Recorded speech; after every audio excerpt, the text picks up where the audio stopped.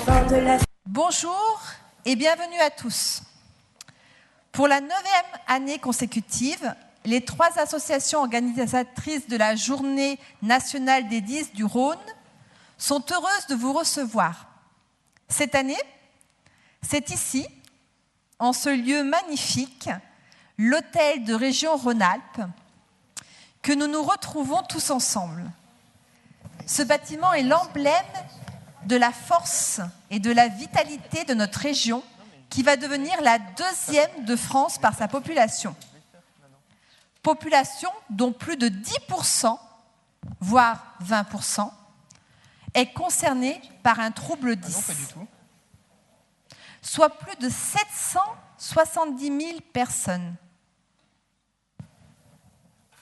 Vous, monsieur, vous, madame, vous peut-être, toi peut-être, jeune homme, tu es peut-être concerné. Ou du moins, vous avez peut-être un membre de votre famille concerné par les troubles 10. Certains avancent même le chiffre de 1 400 000 personnes, 1 400 000 habitants touchés par un trouble 10.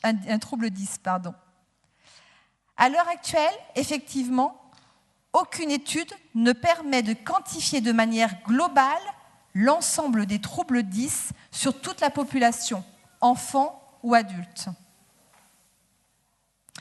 10 ans après la loi du 11 février 2005, qui a légalisé les situations de handicap dues aux troubles 10, cette 9e journée témoigne de l'importance des échanges précieux et nécessaires entre les institutions, les élus, les médecins, les paramédicaux, les familles et les associations.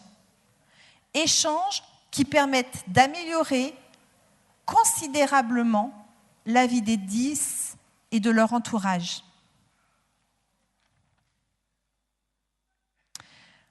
Aujourd'hui, nous vous remercions d'être venus si nombreux.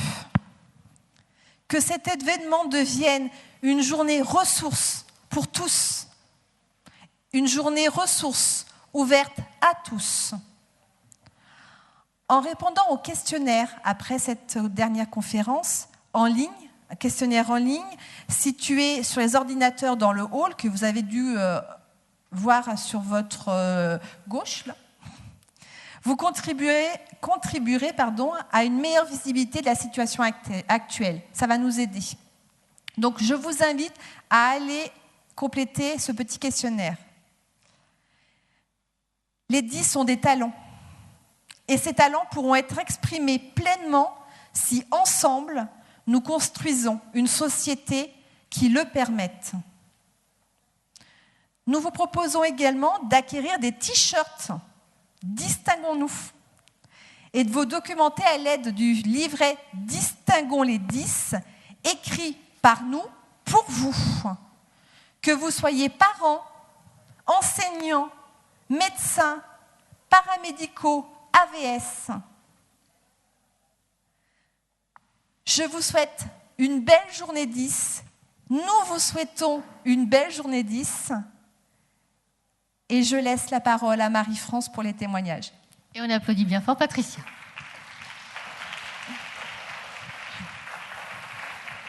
Donc on va commencer par des témoignages, 3 témoignages, un témoignage d'enfant, un témoignage de jeune adulte et un dernier témoignage d'adulte. Pour vous signaler que les 10, c'est à vie, hein, on l'a depuis la naissance et on fait avec. On va commencer avec Bastien et Florian, qu'on applaudit très fort parce que c'est courageux à eux. Venez vous installer.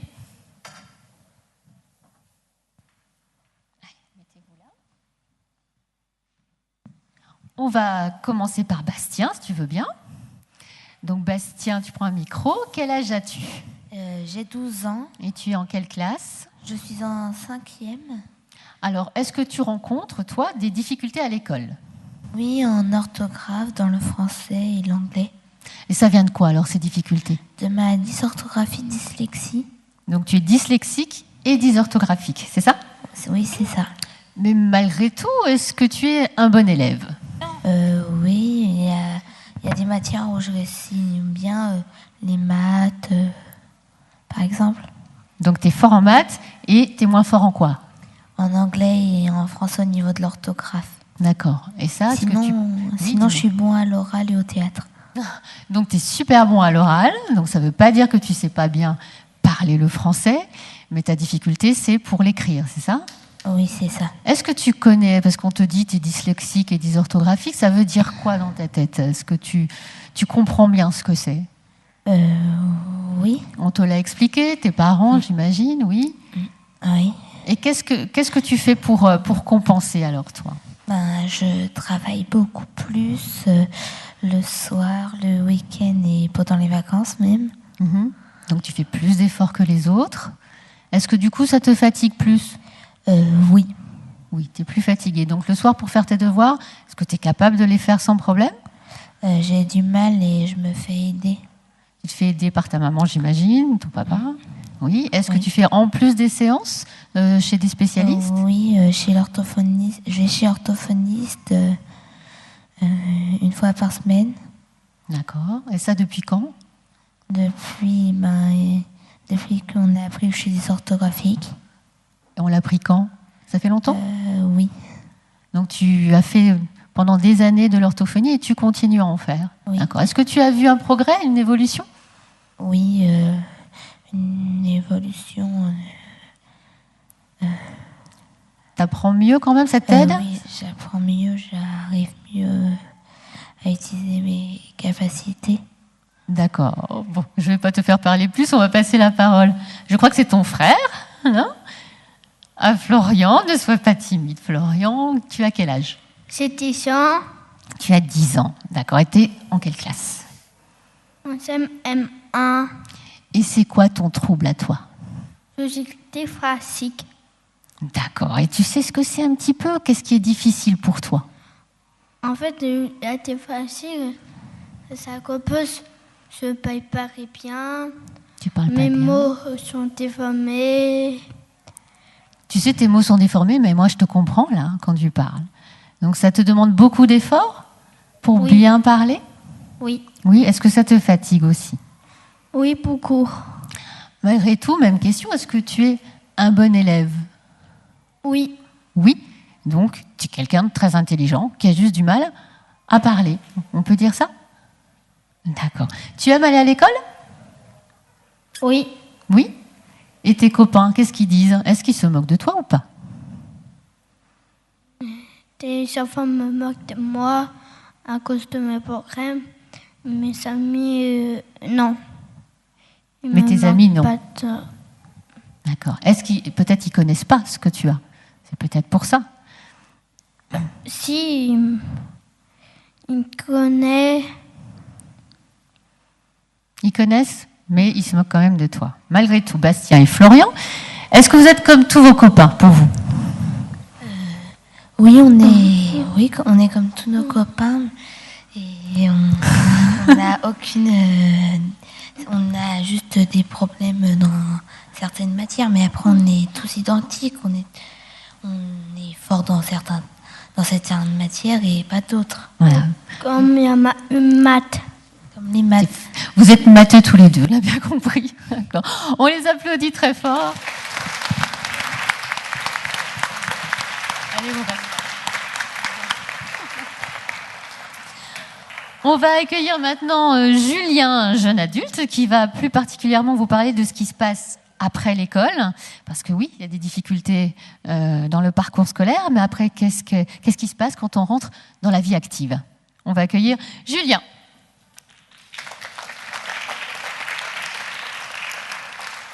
Et Julien, comment ça va? Salut Juliette. Alors, moi ça va bien. Je sais que je viens de démarrer un nouveau travail. Ah bon, Tu veux super. que je t'en parle? Bah, super, moi. Je suis vraiment contente. Hein. Pour toi, Putain, depuis le temps que tu cherchais. Hein. Faut que je te raconte quand même. Alors, raconte-nous un peu. Alors, tu sais que j'ai fait un énorme travail, surtout que j'ai constaté qu'en fait, il y a beaucoup de structures qui connaissent mal les 10. On m'a dit, tu vas voir, tu vas galérer en milieu scolaire, mais après, normalement, il y aura plus de soucis que tu parles. Ah bon, mais pourtant, avant, tu étais bien dans une entreprise adaptée. Justement, on m'a aidé, l'aide CV, l'aide de motivation. Étant donné que j'ai l'habitude de gérer mes dossiers, je suis arrivé à mon rendez-vous à Pôle emploi, c'était contracté. On s'est dit, celui-là, il va se débrouiller tout seul, d'autant qu'il sera accompagné par des structures qui suivent les travailleurs handicapés. Pas de problème, tout va bien. Et tu étais content du suivi ? Le problème, c'est que c'était trop long et voilà, un rendez-vous tous les 3 mois, c'est un peu trop peu pour un 10. On a le temps de se disperser, d'hésiter, de choisir, de rédiger en plus, comme je dis, orthographique, avec les fautes d'orthographe qui vont avec, une lettre de motivation. Et donc, en fait, l'annonce, le recrutement, il est terminé et on est passé à l'as, quoi. Oh là là, le moral, mais ça devait être drôlement bas. Du coup, j'ai pensé changer de voie, peut-être pour trouver plus facilement. J'ai fait un bilan médical, professionnel, qui m'a permis de faire des examens gratuitement que je n'espérais plus, ergo, neuropsy, etc. Parce qu'il faut...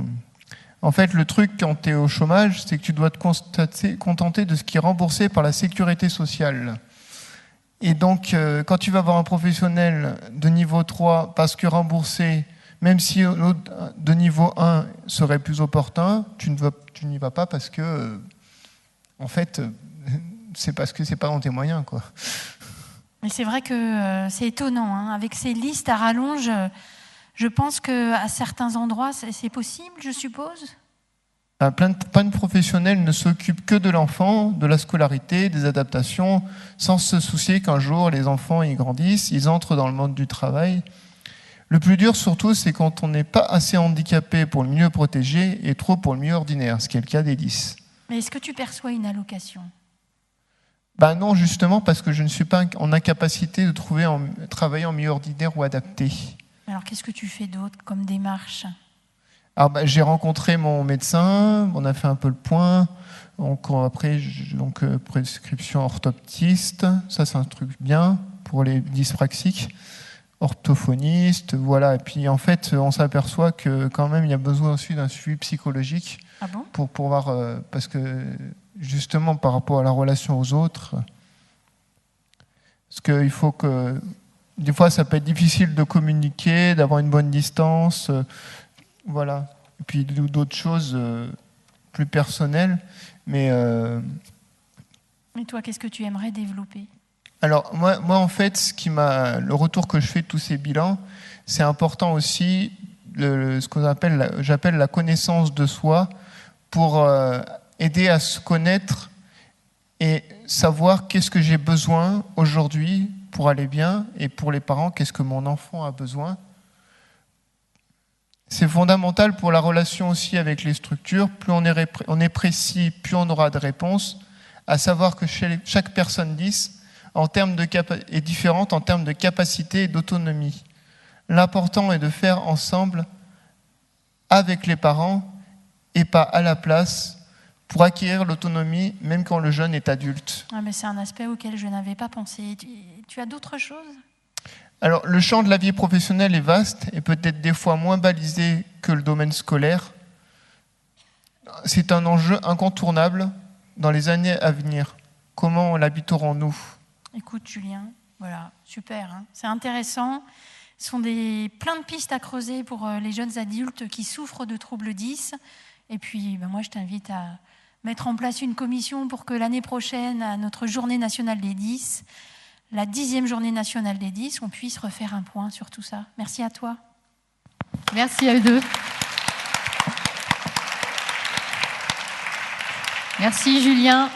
Merci Juliette. On passe au témoignage de Pascal qui va venir me rejoindre. Sous vos applaudissements.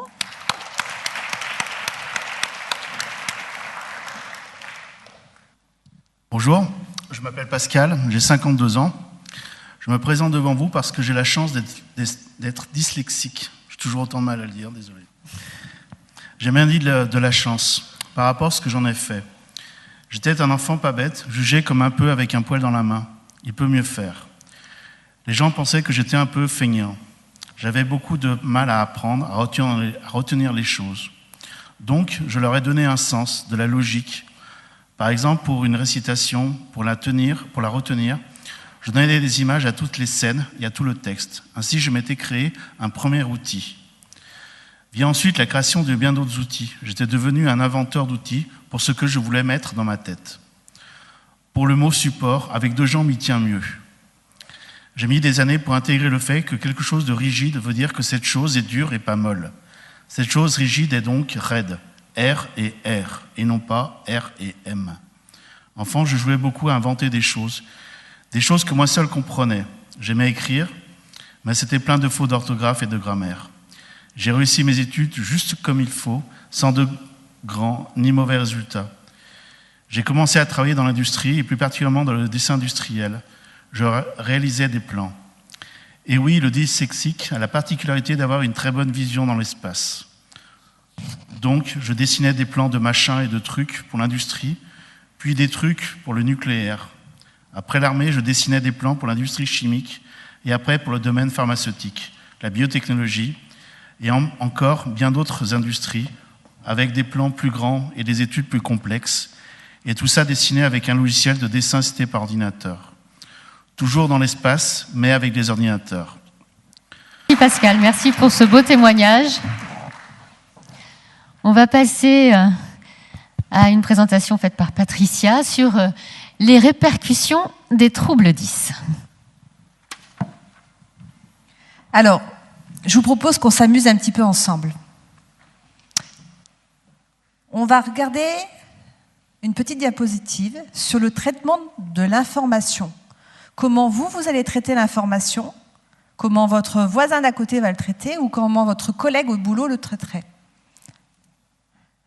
Regardez ces 2 lignes. Que pouvez-vous visualiser? Première ligne. Qu'est-ce la première ligne? Qu'est-ce que vous pouvez lire?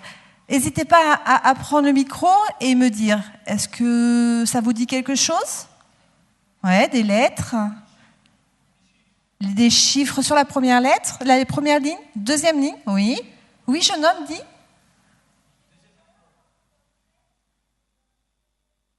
Effectivement, très juste.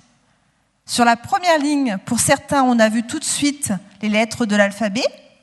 Et sur la deuxième ligne, certains ont lu tout de suite des chiffres. Et puis certains, parmi vous, ont dû se dire, tiens, le 13, ah mais c'est un B. C'est pas un 13, c'est un B. Et deuxième ligne, ah tiens, c'est un B au milieu de mes chiffres. Non, c'est bien un 13. Donc, c'est ce qui se passe. Certains ont automatisé tout de suite une lecture, ils ont bien lu l'alphabet, ils ont bien lu les chiffres.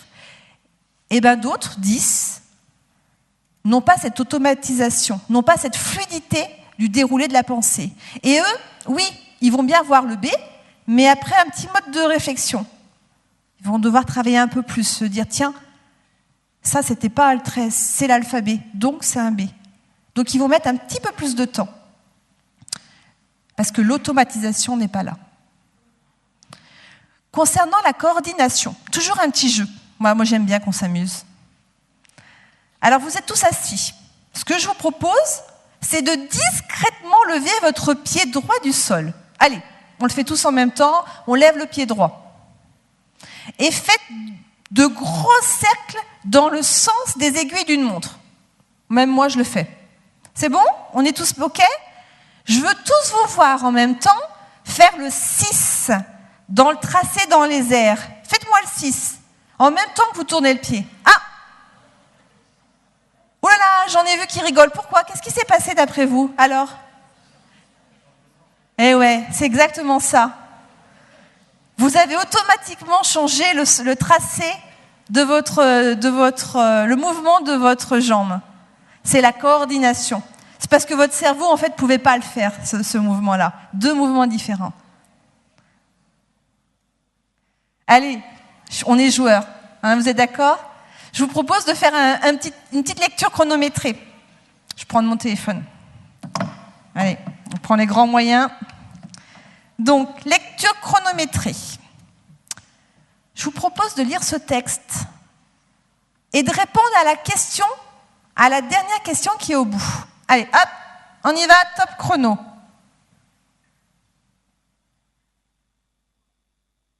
Oh punaise, j'entends dans la conférence. Est-ce que quelqu'un a une réponse? Parce que là, c'est bon, là. Je top le chrono d'une personne qui a réussi à lire rapidement. Non, hein? Regardez, voilà ce qui a été écrit.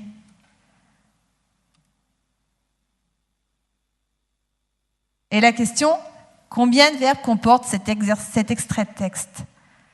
Ça, c'est pour vous mettre en condition. Eh bien, le petit dyslexique, ou enfin, peut-être pas dyslexique, mais l'enfant qui a un trouble, ou l'adulte d'ailleurs, qui a un trouble des apprentissages, qui a un trouble 10, eh bien, lui, il va mettre du temps à lire. Il va saccader. Il va devoir réfléchir, mettre beaucoup plus d'attention sur le texte.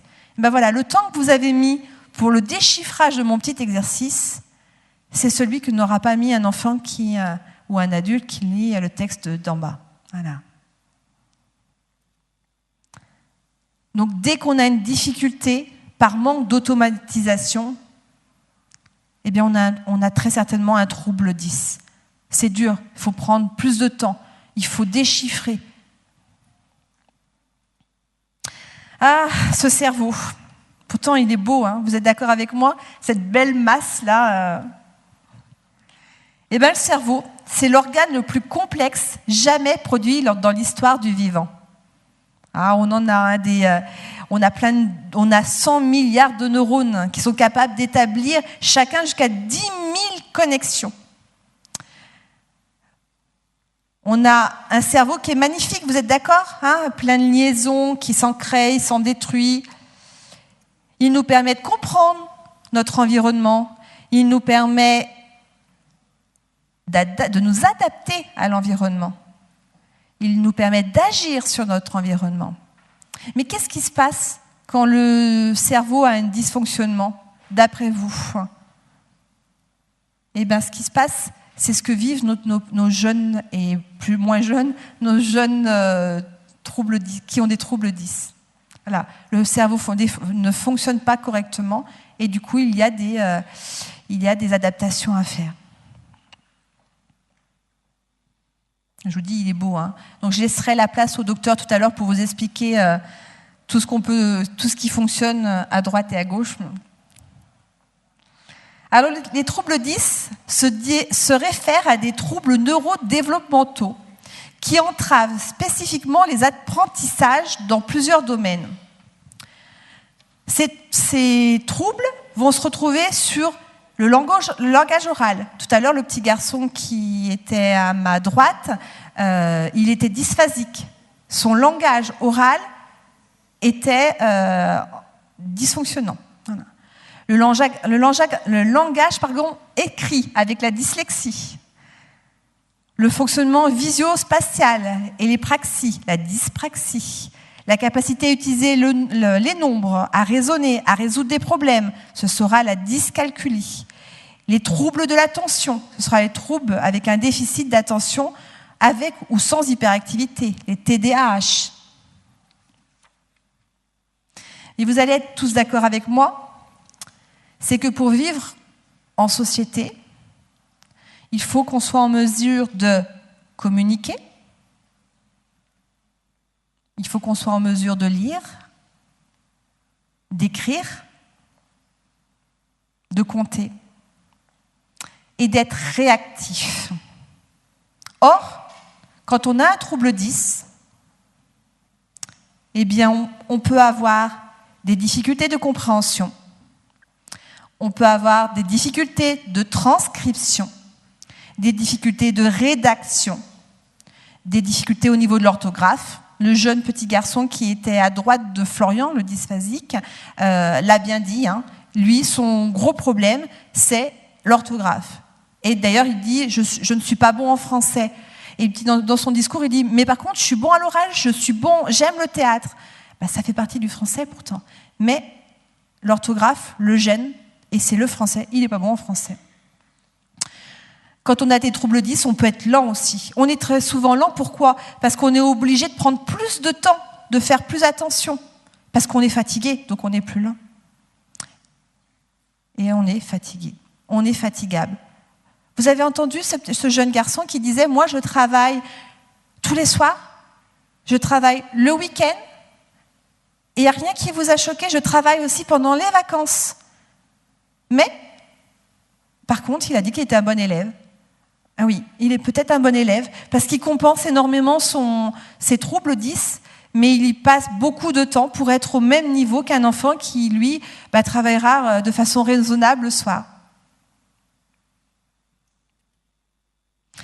Alors, les retentissements des troubles 10, ils vont se faire parce qu'on aura besoin de plus de temps. Donc, il faut être bienveillant, nous parents, nous enseignants. Il faut avoir plus de patience. Oui, certes, c'est difficile le soir parce qu'on a travaillé, parce que il y a encore le repas à faire, mais il faut essayer de ne pas s'énerver, il faut essayer de se dire, on se pose, voilà, il est en difficulté, de la patience, on échange avec le papa, on échange avec la maman. Il faut rester calme, serein. Plus d'attention. Je pense que le mot, c'est la bienveillance.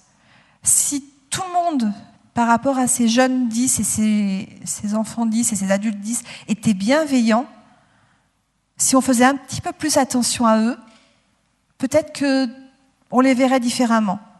Parce que eux, en leur fond intérieur, ils se diraient, ils me comprennent. Ok, ils sont bienveillants, je peux y aller. Ah, elle m'a dit que c'était super, alors que pourtant j'ai fait plein de fautes, je vois bien, c'est rouge, mais elle m'a dit que c'était du bon travail, parce qu'elle a regardé le contenu et pas mes fautes d'orthographe, de la bienveillance. Oui, plus d'attention, plus de regard bienveillant, je dirais. Et puis il faut les comprendre. Essayez de se mettre à leur place. Mais je suppose que si vous êtes là, c'est que justement parce que vous avez cherché à comprendre, à chercher à aller plus loin. Alors, les troubles 10, c'est un vrai cercle vicieux. Vous êtes d'accord, vous avez tous connu ça, de par votre vie perso ou votre entourage. Je vais cacher. Je vais vous montrer, je vous présente 2 petits textes réalisés par la même étudiante. Le premier texte sur votre gauche, c'est un DS qui a été réalisé à quelques jours d'intervalle de l'autre, mais avec un enseignant qui ne mettait pas les aménagements en place. Donc la jeune fille se débrouillait par elle-même, elle apprenait, mais voilà, c'est compliqué. Et on voit nettement la différence entre cet exercice DS-là et l'autre DS. L'écriture fait plus sale, alors qu'à droite, c'est vraiment très propre. Il y a beaucoup de fautes, ratures. Alors là, il y a énormément de rouge. Et bien pourquoi ?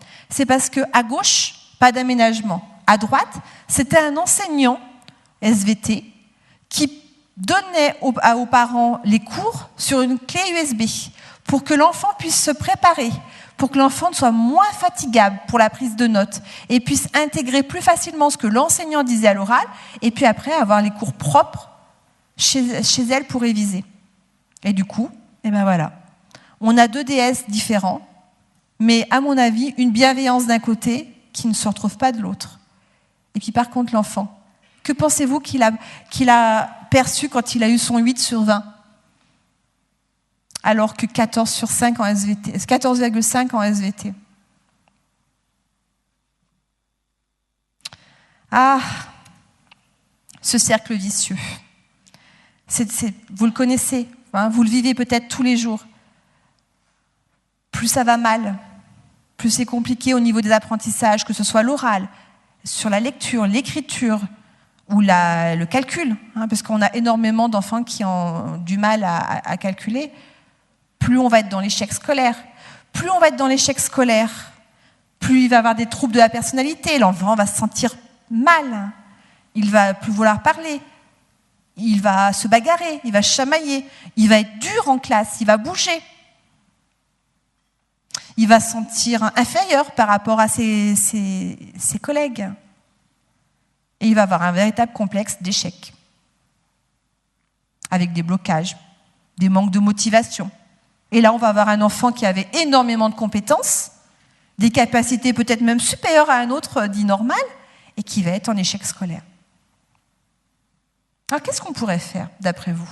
Il faut le basculer, ce cercle vicieux. Moi, je vous propose qu'on fasse en sorte que ce soit que des cercles heureux. Que cet enfant, on fasse des aménagements. Qu'on fasse en sorte qu'il s'y retrouve à l'école. Alors, il y a plein de solutions. Il y a l'AVS qui est toujours là, bienveillante, qui fait en sorte de l'aider, de le soulager pour qu'il soit moins fatigué. Il y a le petit mot gentil qui dit « tu as fait du bon travail ». Attention, il faudrait peut-être qu'on regarde cette notion-là parce que je vois que tu ne l'as pas maîtrisée. Il y a ces aménagements au niveau des DS. Bah, tiens, toi, tu as ça à faire, un petit peu moins parce que, effectivement, ces notions-là, c'est impératif. Tu n'auras pas le temps de tout faire parce que tu mets un peu plus de temps. Mais au moins, on a validé les enseignements qu'il fallait. Et qu'est-ce qui va se passer donc pour cet enfant, d'après vous? Cet enfant qui va se voir en réussite, eh ben, il va se sentir bien. Comme il l'a dit, le petit Bastien, moi je suis un enfant comme les autres, hein, j'ai plein de copains. Ben, il va se sentir comme les copains, il va se sentir heureux, puis en plus il ne sera pas en échec à l'école, puisqu'il verra qu'il a des réussites et il aura envie de donner encore plus. Et il sera encore plus en réussite. Et là, on aura un petit garçon ou une petite fille qui seront armés, parce qu'ils en bavent quand même, ils en prennent plein la tête, mais il sera armé parce qu'il aura un sentiment de réussite. Parce que cette petite bienveillance du démarrage, ça va faire petit, oui, mais ça sera très gros pour l'enfant. Et hop, ça va le mettre sur un rail de réussite. Alors le message que je voudrais vous diffuser, c'est qu'on a tous un impact sur le développement et sur le fonctionnement du cerveau de l'autre, du cerveau de l'enseignant, du cerveau de votre voisin qui fait une remarque déplaisante parce que le petit garçon a fait tomber dans l'ascenseur son crayon et que ça a attaché la moquette. C'est pas du vécu, mais je l'imagine totalement. On a tous une possibilité de dire « oui, c'est vrai ». Il a été maladroit. Oui, c'est vrai, vous ne comprenez pas, mais un peu de bienveillance.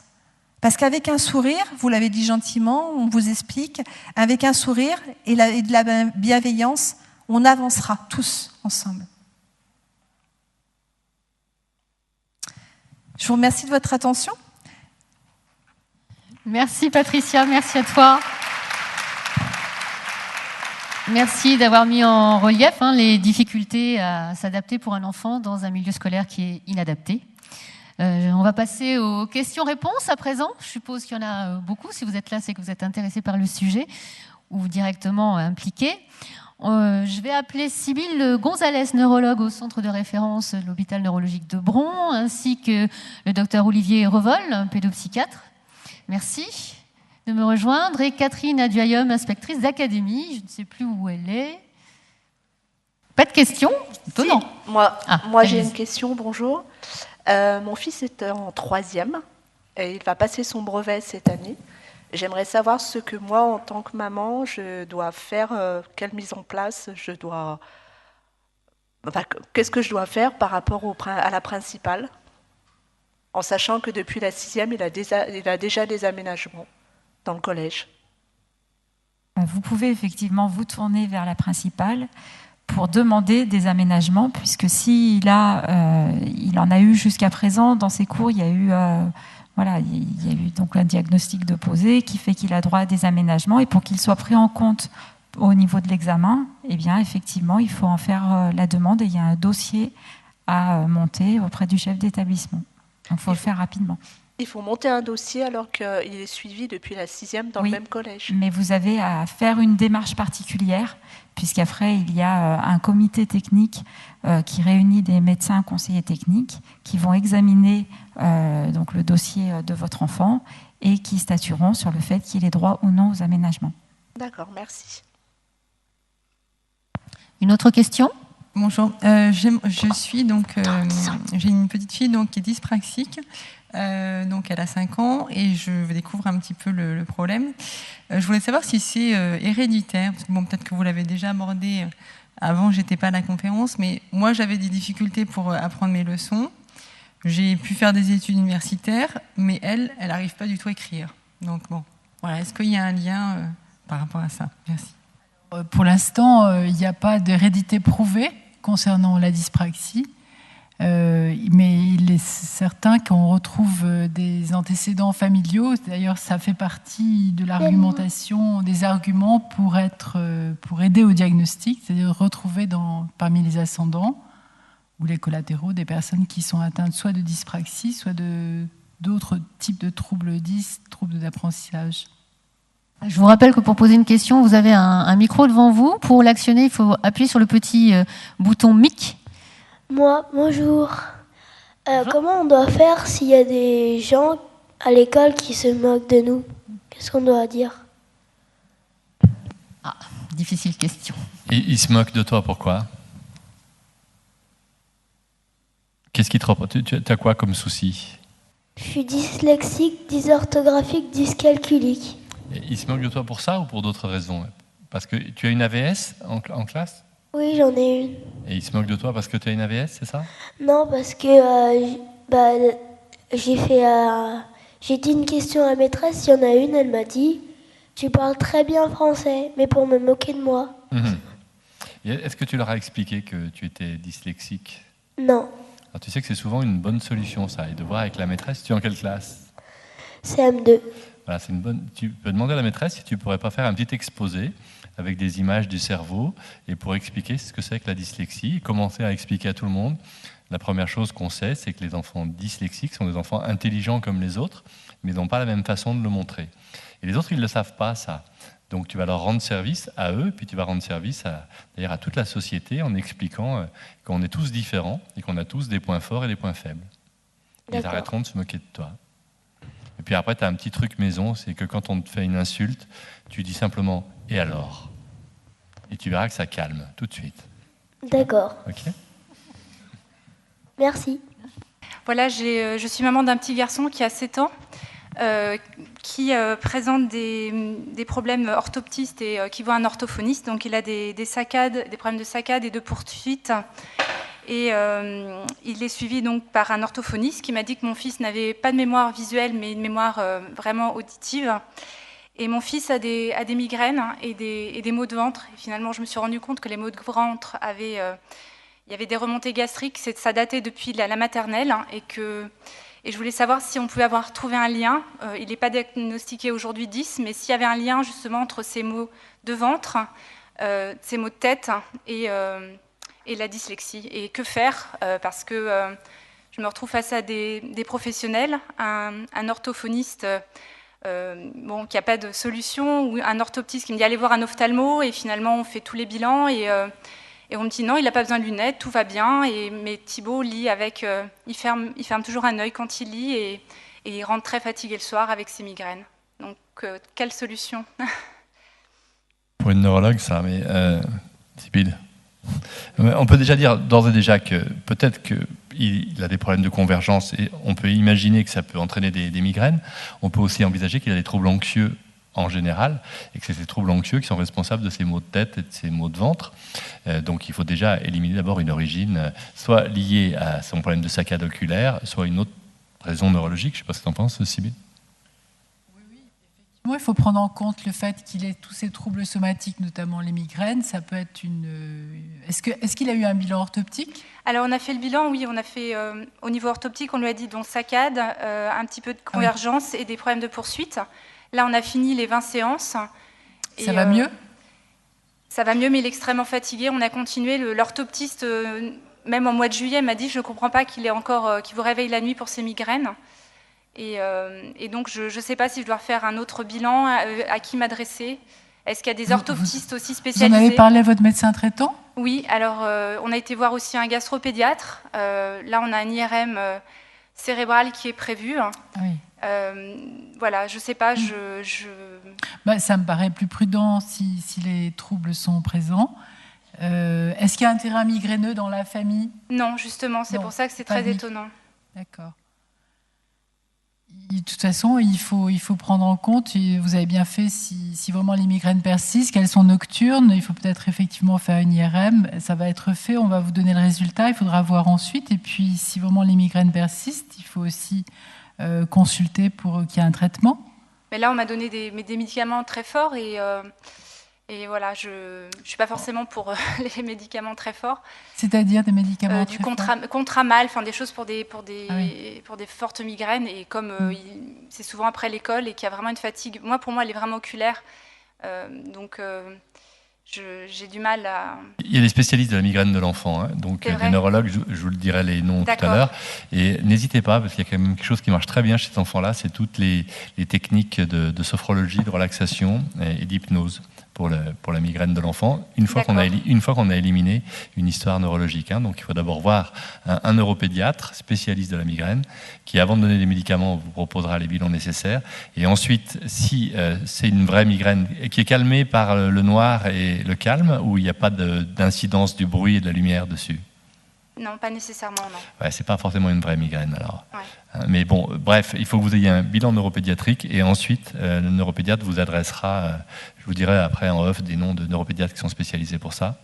Et ensuite, qui vous adressera éventuellement pour traiter les troubles anxieux, si c'est ça qui est au devant de la scène. D'accord, donc je viens prendre des informations auprès de vous après. On viendra après. Merci, je ne veux pas monopoliser le débat. Merci à vous. Merci. Moi, je suis la grand-mère d'un petit garçon qui a maintenant, enfin, il est plus si petit, il va avoir 13 ans bientôt, et qui a eu un parcours difficile parce qu'il est 10 un petit peu partout, sauf à l'oral. Effectivement, il parle très très bien. Donc, il a été orienté petit à petit, laissé un peu à l'abandon, je veux dire, d'abord par l'instit qui disait « mais moi, je ne sais pas m'en occuper, je n'y arrive pas ». Et donc, l'enfant était resté assis et ne participait pas du tout à la classe. Ensuite, il a eu une AVS. Une AVS, c'est ça. Et puis ensuite, il a été orienté en CLIS, où il est resté pendant quelques années. Et maintenant, il a été décidé qu'il allait être placé en IME.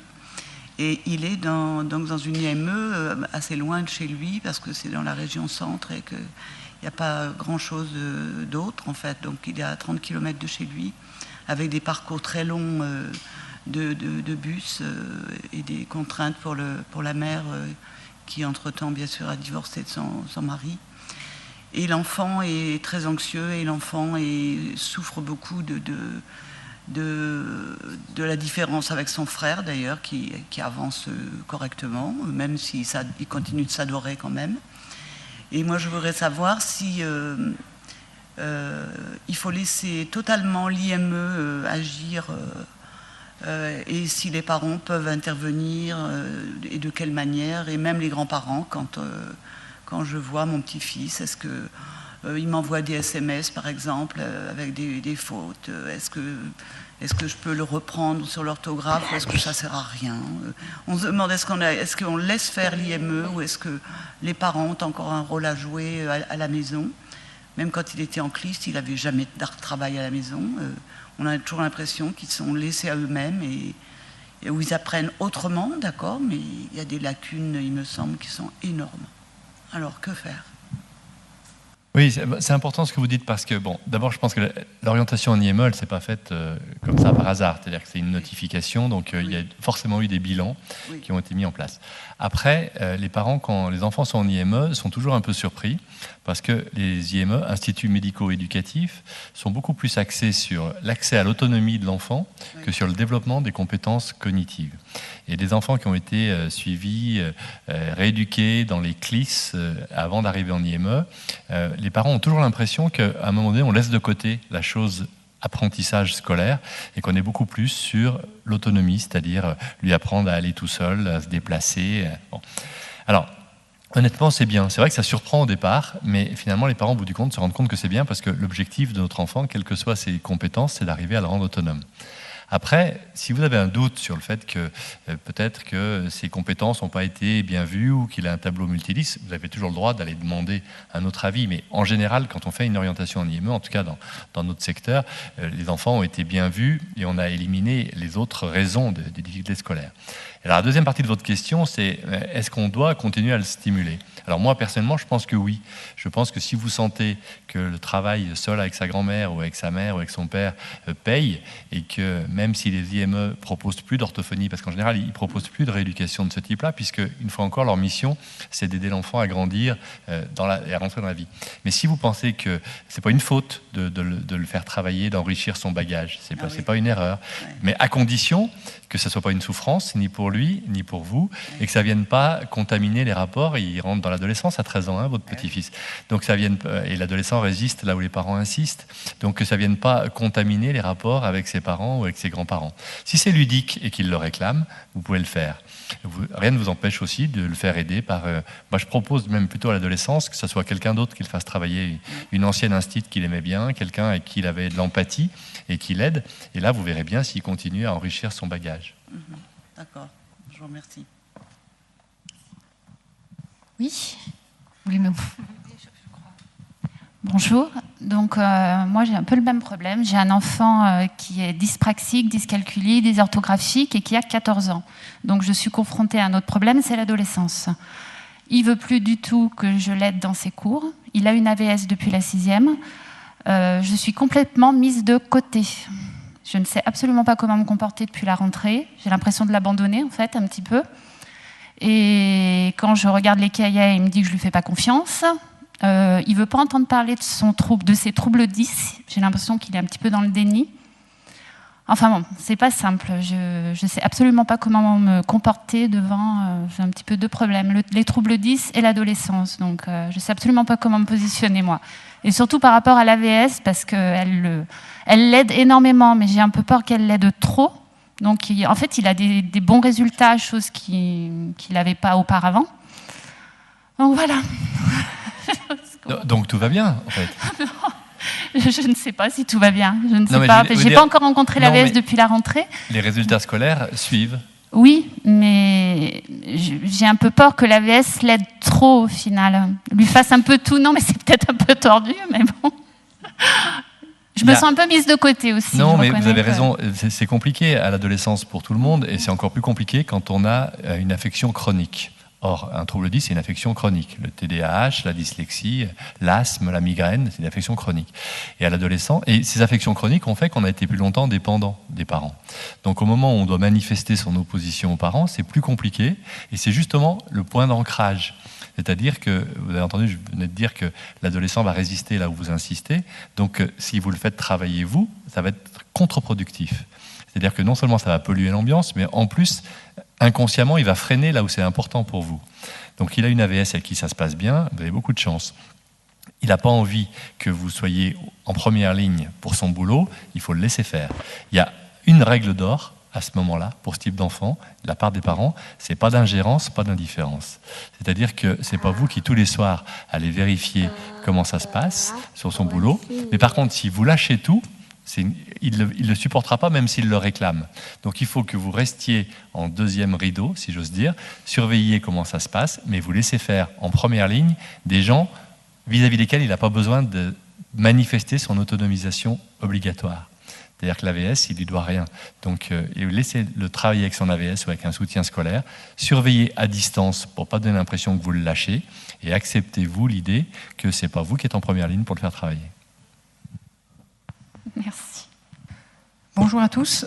J'ai une question pour Madame Anne-Guillaume au sujet des Ulysses, puisqu'il y a un nouveau décret qui est passé fin août, si je ne dis pas de bêtises. Est-ce qu'il est prévu sur Rhône-Alpes des Ulysses spéciales 10 ? La nomenclature prévoit une Ulysse trouble spécifique des apprentissages. Mais ce qu'il faut savoir, c'est que si les CLIS sont devenus Ulysse, c'est bien aussi parce que ce ne sont plus des classes, mais bien des dispositifs. Donc, à la fois, on va avoir quand même une nomenclature, on va dire, administrative, mais en même temps, ça n'empêchera pas une certaine souplesse. Alors après, sans, voilà, peut-être mélanger, entre guillemets, tous les élèves, mais en même temps, on tend quand même vers une école inclusive et donc vers aussi une hétérogénéité des publics. Donc voilà, je ne peux pas avoir un discours tranché, mais voilà. Mais en tout cas, de toute façon, vous avez vu la circulaire, hein, il y a bien quand même une nomenclature. Hein, voilà. Alors, votre micro est actif, allez-y. Oui, bonjour, moi j'ai deux questions. Je suis maman donc d'un garçon de 7 ans et d'une petite fille de 2 ans et demi. A priori, mon aîné est dyslexique, enfin c'est même sûr. Et en fait, pourquoi on me dit qu'il faut attendre la fin du CE1, pour que le diagnostic soit posé et qu'il y a un temps de retard sur les acquisitions scolaires. Donc pourquoi ce temps-là? Et ma deuxième question, j'ai lu que souvent à l'échelle d'une fratrie, les frères et sœurs sont dyslexiques aussi, et savoir ce que vous pensez de ça. Merci. Alors, je peux donner un début de réponse, tu compléteras, Sybille, si tu veux, mais donc c'est le diagnostic de dyslexie, il faut 18 mois de retard de lecture par rapport à l'âge réel. Donc vous ne pouvez pas porter le diagnostic avant la fin du CE1, c'est-à-dire qu'avant que l'enfant ait 7 ans. C'est-à-dire que, pourquoi il ne peut pas porter le diagnostic? Parce que vous ne savez pas encore si on est face à un retard simple, qui lui ne mérite pas tous les aménagements, la reconnaissance MDPH, qui sera récupérée. C'est comme un retard de taille, c'est-à-dire que l'enfant est en retard de taille, mais il va récupérer. Alors qu'un trouble 10, c'est un trouble durable, comme on l'a dit pendant toute la journée. Et pour porter ce diagnostic, il faut vraiment que les tests, qui sont très standardisés, montrent 18 mois, ou plutôt 2 ans de retard. Donc c'est pour ça qu'on ne pouvait pas ce diagnostic.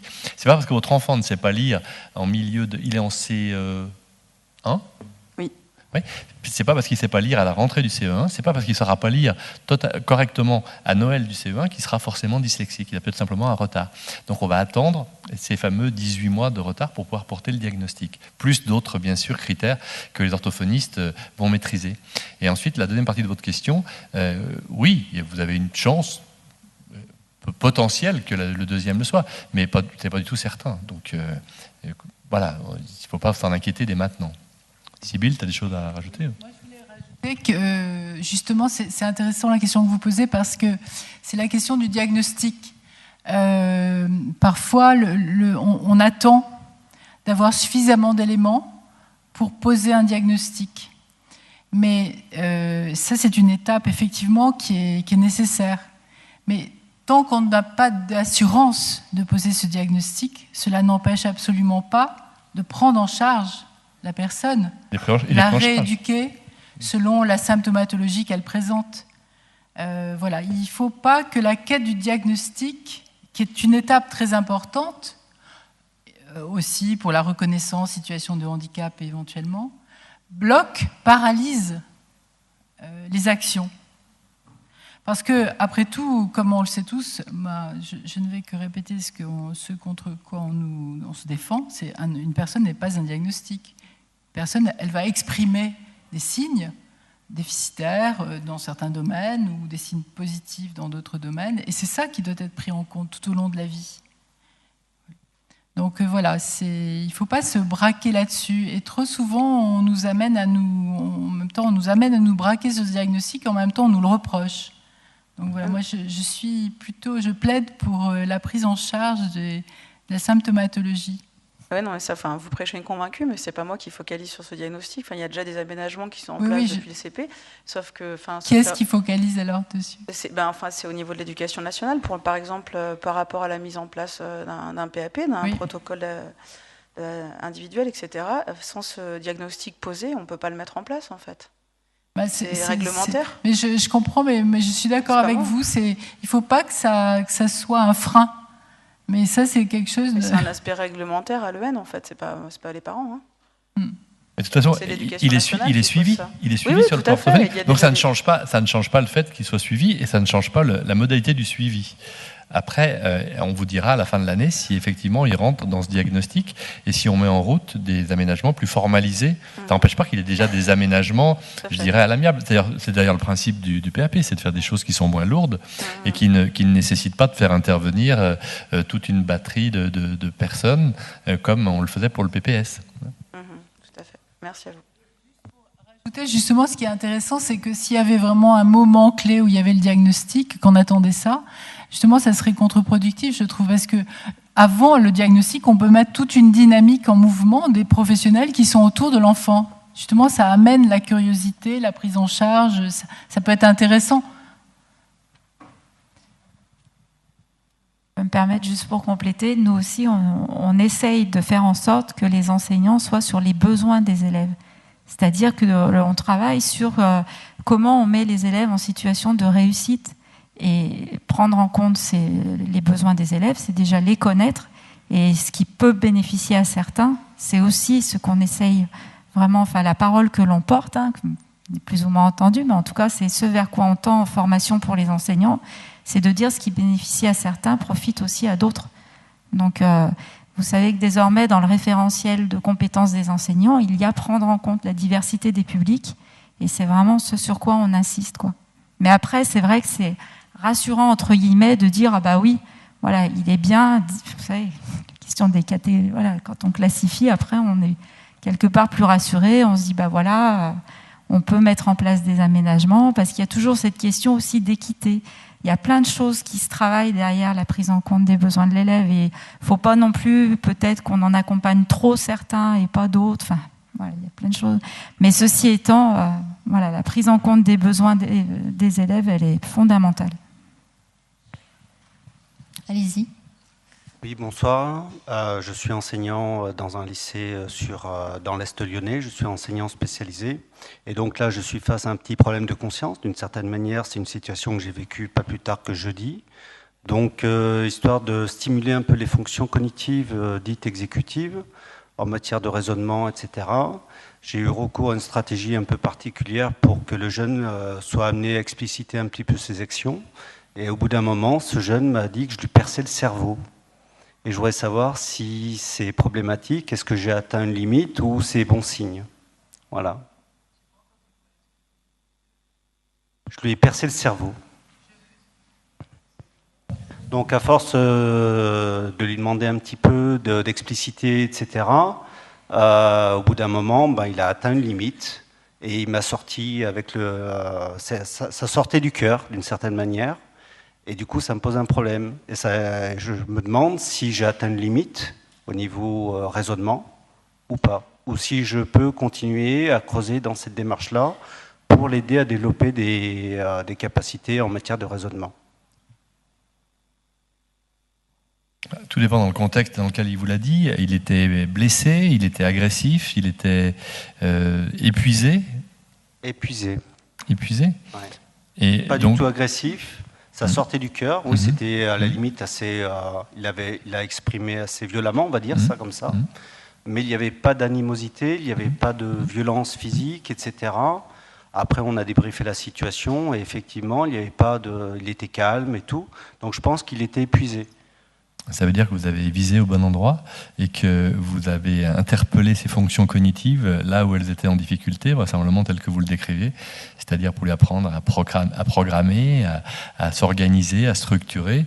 Et je pense qu'il faut rebondir sur cette image. Alors, c'est quand même un discours typique des adolescents de cette génération qui sont toujours dans la métaphore.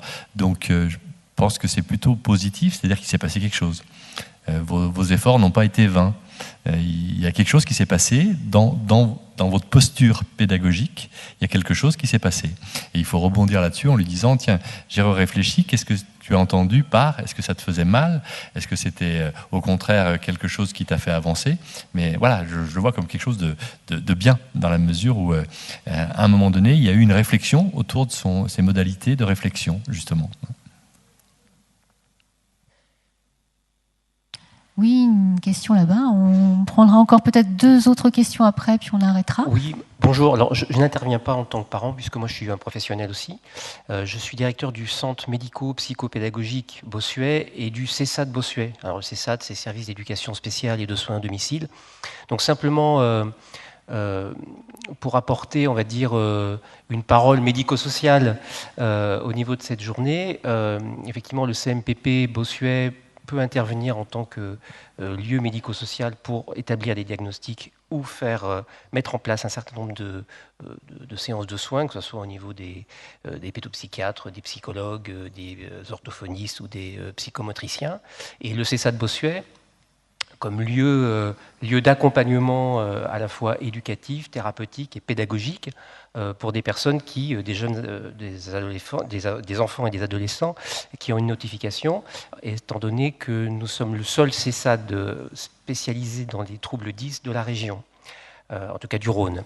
Donc simplement, c'est vrai qu'à la création du CESAD il y a une dizaine d'années, je crois qu'il y a eu un long travail et un gros travail entre les parents militants et puis les professionnels.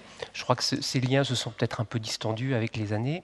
Je pense qu'on serait tout à fait intéressé pour intervenir peut-être un peu plus en profondeur dans les prochaines journées qui pourraient être mises en place, et simplement aussi pour que les parents sachent qu'il y en a pas beaucoup, mais il y a quand même des lieux qui peuvent être des lieux ressources, des lieux soutien pour leurs enfants ou leurs grands-enfants, voire leurs jeunes adultes.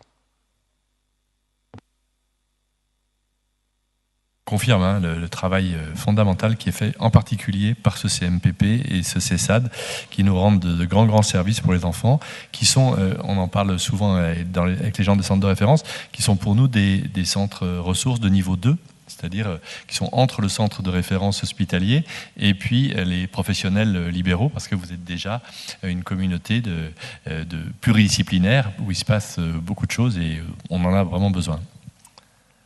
Une dernière question ? Oui, madame ? Oui, bonjour. J'ai mon fils qui va avoir 7 ans et depuis l'âge de 3 ans, il a des troubles du langage. À l'époque, alors ça rejoint un peu la question de madame concernant le diagnostic.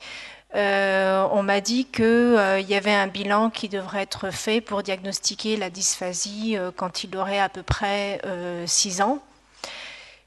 Donc il a démarré tout de suite dès l'âge de 3 ans des séances d'orthophonie. Et donc il va avoir 7 ans et finalement donc l'orthophoniste a diagnostiqué une dysphasie avec une dyspraxie. Et je voulais savoir si ça présente un intérêt de faire ce bilan dont on m'a parlé, puisque a priori, visiblement, il ne va pas se faire. Donc est-ce qu'on s'en tient à ce que nous dit l'orthophoniste ou est-ce qu'on a besoin de faire un bilan plus approfondi qui pourrait nous aider pour la suite, sachant qu'il n'a pas besoin d'auxiliaire de vie scolaire pour l'instant. Voilà. Alors déjà, tout dépend comment il va et comment il fonctionne à l'école. Ça se passe bien. Là, il est au tout démarrage du CP. Pour l'instant, j'ai l'impression que l'apprentissage de la lecture se passe bien. À la limite, ça l'aide. Oui, bizarrement. Non, pas bizarrement. Il y a un certain nombre de cas de dysphasie où, au contraire, l'entrée dans la lecture doit être précipitée parce qu'elle facilite justement la compréhension et le décodage qu'il n'avait pas fait auparavant. Pas tous, hein, mais beaucoup de dysphasiques devraient rentrer plus tôt dans la lecture. D'autre part, est-ce qu'il a certainement eu un QI à un moment donné ? Non, il n'a rien fait de particulier. Bon, il est suivi par le CMPP. Donc en qui j'ai toute confiance, hein, bien sûr. Je me pose juste la question, effectivement, de savoir si, à un moment donné, il y a des bilans plus spécifiques qui sont faits. Est-ce que ça présente un intérêt ou finalement... à partir du moment où vous avez vérifié l'audition déjà, j'espère que ça a été fait. Oui, tous les tests ont été faits. Hein, il a fait IRM, il a fait les tests d'audition. Tout ce qui a pu être fait a été fait. Par contre, il n'a pas fait de bilan neuropsychologique et je ne sais pas si c'est ce bilan-là dont on me parle ou si c'est autre chose. Voilà, donc a priori, ça se passe bien, mais voilà, est-ce que ce bilan neuropsychologique peut présenter un intérêt ? Est-ce qu'on parle du même test ? Oui. C'est ça ce qui n'est pas clair dans mon esprit. Il n'y a pas de nécessité vraiment de faire d'autres bilans si vous avez fait tous ces examens. Par contre, il a 6 ans là. 7 ans. Oui, il va avoir 7 ans. C'est ça. Donc peut-être que la question qu'on vous pose, c'est est-ce qu'il est toujours dans le champ du trouble du langage ? C'est-à-dire, est-ce que le bilan orthophonique, la personne qui suit votre enfant sur le plan orthophonique, trouve toujours des éléments en faveur du diagnostic orthophonique de dysphasie ? Oui, il a eu plusieurs bilans et elle confirme à chaque fois la dysphasie, et cette fois-ci accompagnée de dyspraxie. Mais dyspraxie verbale ou gestuelle ? Verbale. Verbale. D'accord. Alors déjà, s'il y a une composante de dyspraxie verbale, peut-être qu'effectivement, c'est vrai qu'il faut peut-être poser la question de faire l'évaluation psychométrique. Il n'est pas en échec scolaire. Le QI est indispensable parce qu'on vous le demandera. On vous demandera le QI pour faire le diagnostic, hein, puisqu'on doit avoir une normalité des épreuves non verbales. Mais sans urgence, c'était pas urgence de ne pas le faire. Ce qui compte, c'est la clinique aussi. Il faut pas non plus s'arc-bouter sur des bilans. Quand un enfant va bien, que les aménagements sont en place, qu'il évolue dans le bon sens, que le sens de la pente est positif, qu'il sert du langage pour communiquer, que l'entrée dans l'écrit, c'est-à-dire dans la lecture, va lui faciliter le langage oral, je pense qu'il n'y a pas le feu. Il a une séance d'orthophonie par semaine ou 2 ? 2 séances d'orthophonie. Donc c'est parfait, vous avez un suivi qui est tout à fait adapté. Donc moi je ne me précipiterai pas pour faire d'autres bilans si le sens de la pente est bon.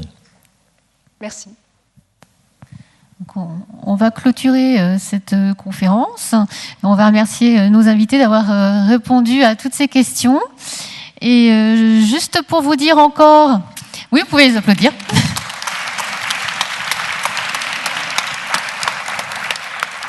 Juste pour vous dire encore que si vous voulez faire un geste et distinguer vos enfants qui ont un trouble 10, il y a des t-shirts encore à disposition, ainsi que le livret pour ceux que ça intéresse sur tous les troubles 10.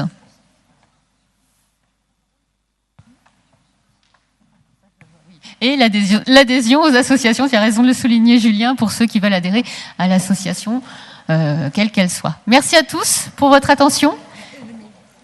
Ah oui. Si certains sont intéressés par des diapositives, des extraits de nos diapos, venez nous mettre votre email sur un document qui est ici pour qu'on puisse vous l'envoyer. Et merci à vous d'être venus. Et à l'année prochaine.